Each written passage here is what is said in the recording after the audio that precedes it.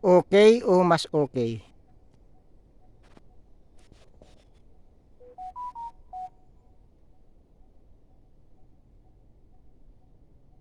Narito tayo ngayon sa ating taniman. Nag-i-investment tayo.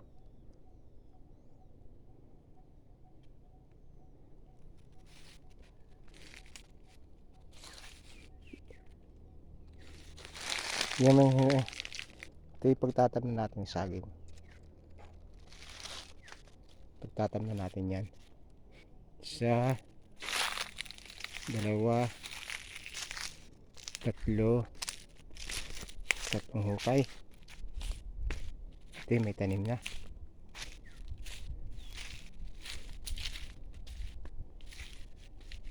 Apat, lima. Yan, tatamnan. Hukayan ko pa dyan para malapit na saging. Ito naman tatamnan ko ng kalabasa. Itong hinawaran na ito, pinapatuyo lahat, sisindihan. Yan.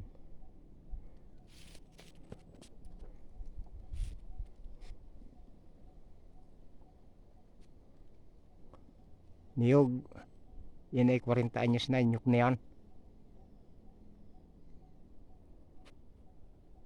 Short video lang tayo.